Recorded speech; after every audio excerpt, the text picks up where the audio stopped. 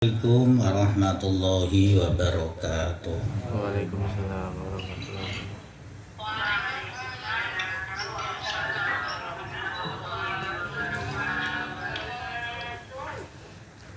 Bismillahirrahmanirrahim.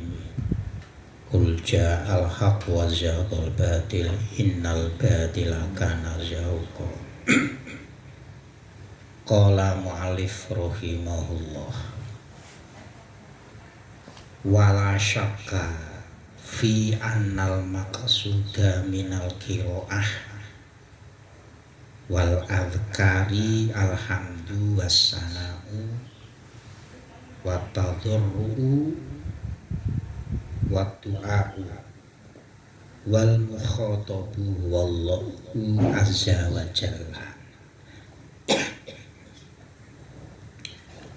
Hadirin jamaah Darus Syafa'ah rahimahullah. Kita mengerti bahwasanya sholat itu kandungannya adalah zikir, bacaan-bacaan Al-Quran. Sedangkan muatan-muatan doa itu tidak seberapa. Itu menunjukkan bahwa apa? Bahwa kita itu mengakui apa yang kita baca, apa yang kita zikirkan ketika sholat adalah pengakuan bahwa kita itu memuji kepada Allah. Jadi pada hakikatnya sholat itu tidak ada permintaan sesuatu, sebenarnya itu tidak ada. Andaikan ada itu hukumnya tidak wajib, itu hanya sunnah.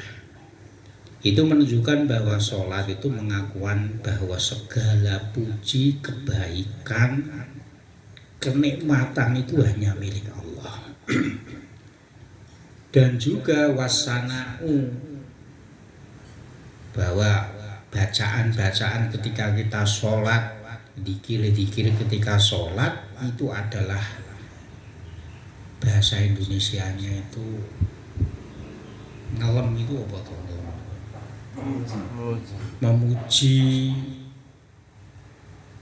Memuji dengan sepenuh hati, dihiasi dengan kata-kata yang manis.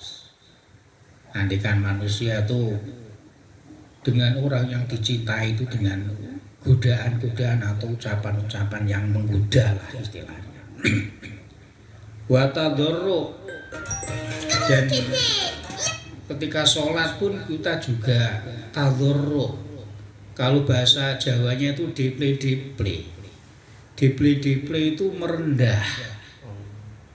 merendah dengan sepenuh hati. Jadi misalkan orang itu memohon kepada orang itu istilahnya itu meminta-minta. Tapi tadharrunya itu meminta-minta, bukan minta-minta harus diberi, tapi tadharrunya itu merendah dengan serendah-rendahnya, karena kita itu ketika sholat itu berhadapan dengan Allah. Wa du'a'u, begitu juga muatan-muatan sholat itu adalah kita itu memohon, berdoa. Dan berdoa ini bahwa menunjukkan bahwa kita itu tidak mampu berbuat apa-apa. Yang mempunyai kekuasaan itu hanya Allah Subhanahu wa ta'ala. Nah, sedangkan ketika kita sholat, kita baca, kita zikir, yang kita ajak bicara biasanya. Kalau orang Jawa yang kita waduli, yang kita keluh kesahi itu ya Allah Subhanahu wa ta'ala. Oleh karena itu di depan syaratnya ketika kita memuji, ketika kita itu merayu, ketika kita itu merendah depe-depe dan kita punya permohonan kepada Allah, syaratnya harus hudurul qalbi, yaitu hatinya itu hadir.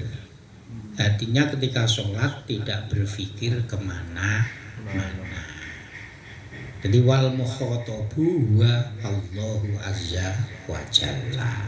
Karena yang kita ajak berbicara, yang kita keluh kesahi, kalau orang Jawa yang kita waduli itu Allah Subhanahu wa taala, maka di sini syaratnya harus hudurul qalbi. Karena Allah itu tidak diukur dengan ketika kita mengeluarkan zikir, kita mengeluarkan kalimat-kalimat thayyibah.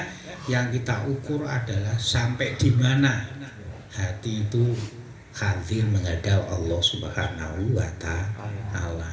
Oleh karena itu, ketika syaratnya itu harus hudurul qalbi, maka pakaian itu sudah tidak ada nilainya. Kamu mau pakaian bagus, monggo. Bahasanya itu serbanan, jubahan, pakai udeng-udeng, pakaiannya itu pakai kopiah hitam atau putih, itu nggak jadi masalah. Yang penting itu syaratnya yaitu menutup aurat. Tapi ya jangan sampai kita menjadi orang gemblung terus akhirnya tuh karena syaratnya sholat menutup aurat dari udel pusar sampai dengkul atau lutut, akhirnya kita sholat hanya sarungan saja, tidak pakai kaos, tidak pakai baju, ya tidak, kita tetap memakai akhlak. Jadi perpaduan antara syariat dan hakikat. Hakikatnya itu kita hudurul qalbi, syariatnya kita penuhi yaitu dengan menutup aurat. Nah, dengan keterangan seperti itu, wal qalbu bihijabil ghaflah mahjubun anhu fala yarahu wala yashhadu wala yushhidu bal huwa ghafilun anil mukhatabi. Nah, hati ini akan terhijab itu terhalang. Bahasanya saya tuh mengajak omong-omong sama Zula. Lah kok saya itu melengos toh nek ngomong-ngomong. Mestinya kalau ngomong kita tuh dengan Mas Zula, dengan Pak Ali, dengan Mas Ahmad Dun, itu kan saya harus berhadapan-hadapan. Lah kok saya melengos toh? Melengos itu berarti tidak memperhatikan, tidak fokus ketika saya bicara dengan lawan saya bicara. Nah, karena dengan kelupaan itulah akhirnya kita itu hijab. Dalam arti hijab, segala keluh kesah kita, segala doa kita, segala permintaan kita itu akan dihalangi, tidak dikabulkan oleh Allah Subhanahu wa taala. Ini karena kita lupa bihijabil ghaflah. Oleh karena itu mahjubun, kalau modelnya itu demikian. Maksudnya model demikian itu apa? Sholat itu lupa, tidak fokus, yang dipikirkan itu kemana-mana. Fala yarahu, sebenarnya kita itu tidak bisa melihat Allah, dalam arti kita tidak melihat Allah, dan kita tidak akan bisa menyaksikan kebesaran kekuasaan Allah Subhanahu wa taala. Bahkan kita itu dinamakan ghafil. Hati kita itu lupa, kita tidak fokus dengan orang yang kita, ya, dengan maha yang kita ajak bicara, yaitu Allah Subhanahu wa taala. Karena apa? Hal semacam itu wal lisanu yataharraku bihukmil adah. Jadi ketika kita sholat Allahu Akbar, Bismillahirrahmanirrahim sampai akhir sholat yaitu Assalamualaikum warahmatullahi wabarakatuh, ini hanya kebiasaan lisan itu bergerak mengucapkan kalimat-kalimat, tapi hatinya itu lupa kemana mana. Jadi bihukmil adah, hanya kebiasaan saja. Jadi paling tidak ketika kita mengerti, ya durasinya itu seberapalah, kita itu pokoknya itu berusaha semaksimal mungkin ketika sholat kita itu fokus. Mulai kadang-kadang kalau orang tuh kalau tidak fokus, ya pokoknya sholat fardu itu sudah, maka sholat sunnah itu ditinggalkan, ya karena kadang kurang fokus. Sholat arepe kerja, sholat arepe mangan, sholat arepe nandangi anake mergo nangis dan seterusnya, sehingga tidak fokus. Maka ketika sholat kita berusaha untuk menjadikan apa yang kita baca, apa yang kita pikirkan itu menjadi fokus. fama aba'ata hadza anil maqsudi bis sholati allati syuri'at litasqilil qutbi wa tajdidi dzikrillahi azza wa jalla wa rusukhi aqdil iman. Maka kalau hal demikian, maksudnya hal demikian apa? Yaitu wong kita itu yang kita keluh kesahi, yang kita ajak bicara itu Allah Subhanahu wa taala, dalam posisi kita itu hati itu kok lupa, maka tidak lain itu akan menjauhkan dari maksud daripada sholat. Apa maksud daripada sholat? Sholat itu disyariatkan oleh Allah untuk membersihkan hati. Asal maknanya itu tasqilil qalbi itu, kalau kaca itu apa nih? Membeningkan, ya. Kaca itu apa? Menjernihkan.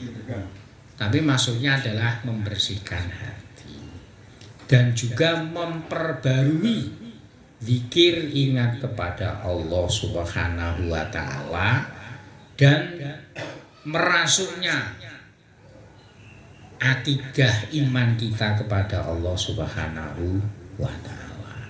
Jadi sholat itu disyariatkan oleh agama, sholat diwajibkan oleh Allah Subhanahu wa taala. Muatannya yang pertama adalah tasqilil qalbi, agar hati kita itu bersih, agar hati kita itu jernih. Yang jernih otomatis tidak kena penyakit hasud, unek-unek Allah, berprasangka buruk terus kepada Allah. Menowong mati kuwapo, biyen kandhani angel dan seterusnya. Padahal itu ketika ada orang mati, kita itu husnudzon kepada Allah Subhanahu wa taala, itu adalah mungkin yang terbaik. Begitu juga memperbarui zikir kita, ingat kepada Allah Subhanahu wa taala. Jadi zikir ya tidak harus kita itu pokoknya dalan-dalan go tasbih ya itu. Go tasbih kita laku untuk piro, tapi hatinya kemana-mana, cuma tangannya tok wis sing metes. Padahal zikir itu pada dasarnya itu adalah kolbu hati kita. Warusuhi aqdil imani, dan sampai di mana iman kita kepada Allah, keyakinan kita kepada Allah bahwa segala sesuatu itu sudah dijamin oleh Allah, masuk ke dalam rusuk, tulang rusuk kita. Jadi bukan hanya cuma lisan, kaki kita, tangan kita itu merasakan rusuhul iman. Apa itu? Maksudnya iman kita kepada Allah Subhanahu wa taala. Wabil jumlati fakhudurul qalbi wa ruhul sholati. Dengan kesimpulan, wabil jumlati ini musonef ya yang menulis kitab Mawidatul Mu'minin itu memberi kesimpulan bahwasannya khudurul qalbi, hati ini hadir, hati ini fokus ketika sholat, tidak ingat kemana-mana. Ini adalah ruhus sholati, menjadi ruhnya sholat. Kalau kemarin sudah dikatakan bahwa sholat itu ibaratnya itu raga manusia, ada ruhnya, ada anggota tubuhnya. Anggota tubuh itu maksudnya kaki, kemudian tangan, daun telinga, itu yang sunat-sunat hayat.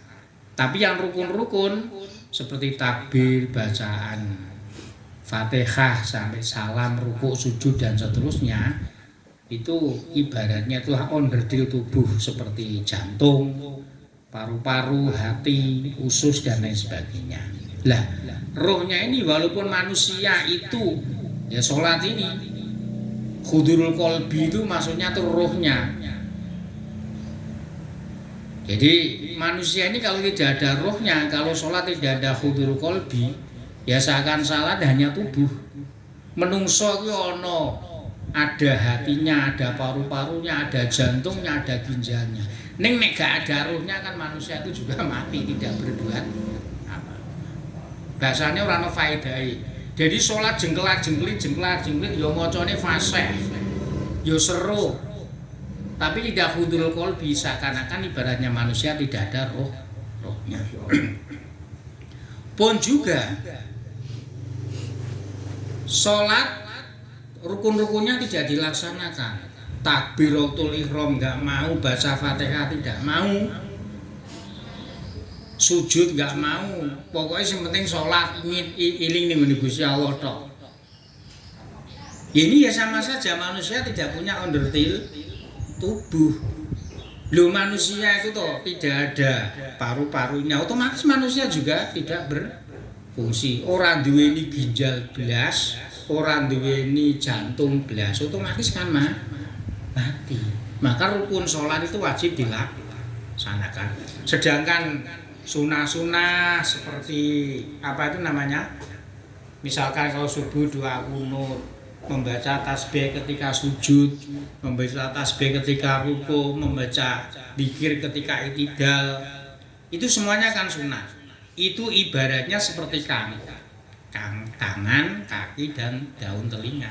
Misalkan manusia ini tidak punya kaki, tidak punya tangan, tapi jantung, kondredil tubuh itu lengkap, ruhnya itu ada, hudul qalbi, maka manusia ini akan tetap hidup. Begitu juga sholat. Misalnya kita tidak membaca tasbih ketika ruku, sah. Kita tidak membaca tasbih ketika sujud, sah. Kita tidak membaca doa ketika duduk di antara sujud, itu juga sah. Itu ibaratnya itu karena anggota tubuh manusia yang luar. Tapi kalau udah di dalam ya harus punya, yaitu rukun-rukunnya. Jadi rohnya sholat yaitu ibaratnya adalah hudurul qalbi, yaitu hatinya itu harus hadir. Ya pokoknya bahasanya durasinya seberapa, ya mungkin kita tidak semuanya atau dari awal sampai akhir. Ini paling tidak sholat itu durasinya kita benar-benar merasakan sholat itu harus ada, walaupun durasinya tidak full atau hanya berapa persen gitu saja. Ini karena kita sudah masuk wilayah tasawuf. Karena kitanya itu Mau'izatul Mu'limin, fikih didasari dengan tasawuf. Tapi kalau kita bicara fikih ya sholat pokoknya mulai takbiratul ihram sampai salam, mbok kilingan kono kini mbok gak, sholatnya tetap sah. Tapi nilainya kita itu kan sholat pada dasarnya itu kan kita menghadap Allah Subhanahu wa Ta'ala. Kita itu harus fokus. Nanti itulah sholat yang membawa dampak tanha anil fahsya'i wal munkar. Sholat yang membawa dampak kita itu menghindari atau jauh dari perbuatan maksiat. Waman arofa sirro sholati alima annal ghaflata tudottuha. Barang siapa mengerti rahasia-rahasia sholat, hikmah-hikmah intisari daripada sholat, maka dia akan mengerti bahwa sesungguhnya sholat itu ketika lupa, maksudnya lupa itu ora fokus iling ning gone Gusti Allah, maka lupa ini adalah berlawanan dengan hakikatnya sholat. Hakikatnya sholat yaitu menghadap Allah Subhanahu wa Ta'ala. Kalau menghadap itu berarti tidak boleh lupa. Kalau nanti itu lupa, berarti dia itu berlawanan dengan hakikatnya atau rahasianya sholat. Karena sholat itu hakikatnya kita itu berhadapan. Coro Jawane wadul, Indonesia itu keluh kesah apa saja problem manusia diutarakan kepada Allah Subhanahu wa Ta'ala ketika sujud. Ini menerangkan tentang syarat daripada sholat itu harus khusyuk dan hudurul qalbi. Ya ketika jamaah sholat bareng-bareng kok kita tidak bisa fokus, tidak bisa hudurul qalbi, ya maka ketika kita sholat sendiri mungkin kita tahajud, mungkin kita duha, mungkin kita sholat rawatib. Kita berusaha semaksimal mungkin untuk fokus atau hudurul qalbi, karena sholat itu ruhul ibadahnya itu adalah hudurul qalbi. Bismillahirrahmanirrahim. Bayanul ma'ani al-batinati allati biha. Redaksinya itu ada yang mengatakan tatimu hayatus sholah, ada yang ditulis tatamayazu hayatus sholah, menerangkan rahasia-rahasia batin, rahasia-rahasia batin di mana ruh atau hidupnya sholat ini bisa menjadi sempurna. Ini urusannya nanti ya sholat itu syariat fikih, dan nanti ruhul hayat atau ruhus sholat ini sudah masuk ranah, karena ini sifatnya batin, ya otomatis menjadi tasawuf atau hakikat. Bismillahirrahmanirrahim. Jadi kesimpulannya ini, sholat itu bukan hanya sekedar rutinitas setiap hari, paling tidak itu sholat itu menjadi pembeda, pembeda antara wong sing ora tau sholat karo wong sing tahu sholat. Itu biar beda itu apa ini?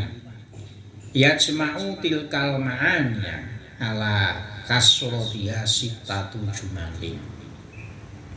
Di mana sholat ini menjadi sempurna, sholat ini menjadi pembeda dengan orang yang tidak melakukan sholat. Ini kalau disimpulkan, kalau dikumpulkan itu ada 6. Nomor 1 hudurul qalbi, yaitu hati yang hadir, hati yang fokus bahwa sholat itu menghadap Allah Subhanahu wa ta'ala. Nomor 2 watafahumu, berusaha semaksimal mungkin untuk memahami zikir atau bacaan dan gerak-gerik atau gerak-gerik gitu, gerakan-gerakan dalam sholat. Wa ta'zimu, dan mengagungkan Allah. Wal haibatu, dan takut. Dalam arti takut itu bukan takut wedine disiksa karo Gusti Allah, nek ora sholat ora ngono. Haibah itu maksudnya takut kepada Allah, karena kita itu pada dasarnya itu lemah. Yang paling mampu segala-galanya itu Allah Subhanahu wa ta'ala. Waroja'u, dan ketika sholat kita itu punya harapan senantiasa atas rahmat Allah Subhanahu wa ta'ala. Wal hayatu, dan ketika kita sholat itu mempunyai semangat. Ini nek bahasane motivator iki, Pak. Motivator iki bahasane iki bayarane iki nek ngene. Instansi bukan ratusan juta sampai miliar. Ya kemarin dari hasil 2 hari itu diantaranya ya motivator itu mereka cerita dulu awal-awalnya itu ngisi di PDAM Sulawesi.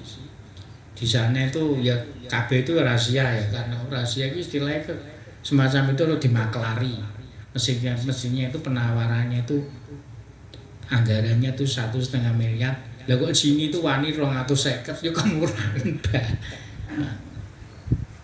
Dan kalau saya lihat motivator itu rata-rata itu ambilannya itu dari Al-Qur'an dan hadis. Jadi sebenarnya itu kita itu kalau mendalami agama, kita sendiri itu sudah menjadi motivator. Pun sampai baik itu orang Nasrani yang menjadi motivator ataupun yang lain itu mesti rata-rata itu ambilnya itu dari Al-Qur'an. Disuruh birrul walidain, terutama terhadap ibu lalu bapak, itu kan diajarani Kanjeng Nabi wong Islam. Jadi motivatornya, jadi sholat itu kalau bisa itu menjadi motivator kita. Bahasanya motivator ketika kita itu tidak punya semangat hidup, semuanya serba apa itu namanya kok gini terus ya. Motivator kita itu apa? Lu semuanya itu perjalanannya itu ada yang ngiring, masih ngiring itu ada yang nyetir yaitu Allah Subhanahu wa taala. Allah sendiri kan juga apa itu namanya memberikan motivasi. Apa itu dun cara Quran ini ma yughayyiru biqaumin illa ma yughayyiru. Jadi Allah itu tidak akan merubah nasib ya. Nasib sebuah kaum kecuali kaum sendiri itu merubah. Itu kan sebuah motivasi dan itu adalah di antara hayat dorongan motivasi kita ketika sholat. Jadi nalika sholat iki aja lembah-lembeh terus ngene iki krana perintah ya aku tak sholat. Jangan begitu. Paling tidak ada motivasi. Jadi sholat itu termasuk motivator kita dalam mengarungi hidup yang ada di dunia ini. Di antaranya ya kita tetap mempunyai harapan, mempunyai roja. Segala sesuatu itu karena rahmatnya Allah Subhanahu wa taala. Cara Quran iki piye to kok lali aku nek ngene iki lali. Mayughayyiru innallaha la yughayyiru biqaumin hatta yughayyiru ma bi anfusihim. Jadi Allah itu tidak akan merubah nasib kaum atau kelompok atau ya diri seseorang kecuali dia sendiri itu mau merubahnya. Ma bi anfusihim ya. Dia itu mau apa? Mau merubah apa? Ya dia sendiri itu mau merubah, otomatis ya istilahnya tuh paling tidak itu merubah mindset ya pikiran kita. Oleh karena itu falnadhkur tafasilaha. Maka di sini akan kami sampaikan rincian daripada motivasi sholat, yaitu satu hudurul qalbi, tafahumu, ta'lim, haibah, rojah, dan hayat. Tsumma asbabah, nuli apa yang menjadi penyebab hati ini kok kosong, hati ini kok lupa, dan sebab apa kita itu kok bisa menjadi hati kita itu fokus. Summal ilaja fiktisabiyah, dan kemudian kita nanti sebutkan obatnya apa. Ilajah itu aslinya kan obat. Wong kok atine kosong terus to. Ini iso iki diobati apa to enake? Cara wong lara iki lho. Jadi misalkan kita lupa itu kan, misalkan itu kan ibaratnya orang sakit. Orang sakit kok sakit iki kok sakit lambung misalkan. Iki diobati apa to, lambung iki gen ora lara. Wong lorone jantung piye to? Jantung iki ben ora lara. Lah ini nanti ilaj. Jadi obat atau penawarnya apa? Hati kok selalu kosong dan seterusnya itu apa? Lah nanti di sini kita sebutkan. Jadi falnadhkur tafasilaha tsumma asbabaha summal ilaja fiktisabiyah. Jadi kita bisa, hati bisa menjadi fokus, kita bisa mempunyai harapan rahmatnya Allah, dan kita mempunyai semangat hidup. Itu nanti kita sampaikan dengan rinciannya dan penyebabnya dan juga obat-obatnya atau istilahnya itu trik-triknya. Yang loro kan obat, tapi kalau sesuatu seperti sholat itu ya kiat-kiatnya atau trik-triknya itu seperti apa. Bismillahirrahmanirrahim. Amat tafasilu fal awalu hudurul qalbi. Tadi kita sampaikan bahwa sholat ini bisa menjadi pembeda di antara seorang yang tidak melakukan sholat. Itu yang pertama, itu rangkaiannya adalah hudurul qalbi. Hati itu harus fokus.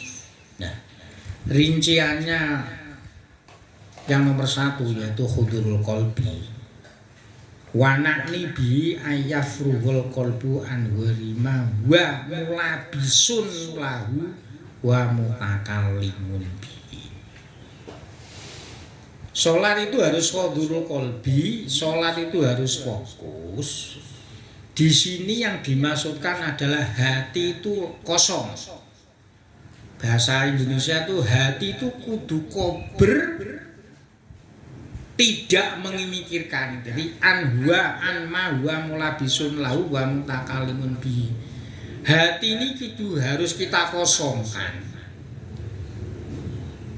dari hal-hal atau sesuatu yang itu bukan rangkaian lho. Nek wong salat kan mesti niki ora mikir nih engko kerja apa, engko aku meh mangan, mestine kan ora mikir kuwi to.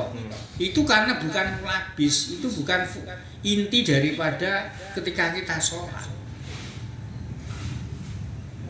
Wa mutakalimun bi, dan itu mestinya sing ora kita ajak bicara, misalkan ya. Seperti yang kita lakukan misalkan Madun ini apa itu namanya? Menjadi relawan ketika ada bencana. Lu ketika sholat kan mestinya orang mikir kuwi toh, karena itu bukan rangkaian daripada sholat. Lah ini kalau bisa hal itu dikosongkan, dibuang jauh. Supaya orang mikir ketika sholat, makanya itu kalau misalkan tuh ada kiai. Ini saya iki isih longko apa gak. Jadi misalkan rumah saya ini sini. Aku wis omah, wis wudu, wis pakaian rapi. Pingin di masjid itu sholat, ya wis fokus ono tamu ya ditinggal. Bukan berarti dia itu sombong, itu tidak, karena sudah fokus. Jadi nanti kalau saya itu nggak ada arep di masjid, nggak ada ono salaman ngobrol sih, nanti saya nggak fokus sih, ya aku sholat ini meh ono tamu dan seterusnya. Jadi hal semacam itu kita yafruhu, kita kosongkan, karena kita itu fokus. Jadi bukan berarti kita itu sombong, itu bukan. Nanti beda ya, urusannya kan urusan hati, antara sombong dan tidak yang bisa mengukur kan kita. Ya ini paling tidak, karena kita itu niatnya itu ketika sholat ini pengen fokus, pengen hudurul qalbi, maka sesuatu yang di sini redasinya itu mulabisun lahu, ini nek iso dibuang jauh-jauh. Dalam hati di sini itu seperti ada orang mutakalimun bi, wong kuwi wis ora sing takjak omong-omong kok. Sing takjak omong-omong ketika sholat itu ya Gusti Allah. Lah maka itu harus kita kosongkan, harus kita buang jauh. Fayakunu al ilmu bil fi'li wal qalbi makrunan bima. Jadi kalau bisa ilmu atau apa itu namanya, ilmu bahasanya ngerti ini rangkaiannya sholat, tentu ya kita barengi dengan perilaku, perbuatan dan hati kita itu fokus. Jadi wong ngerti me sholat, bacane takbir sampai salam, ya ini benar-benar kita lakukan.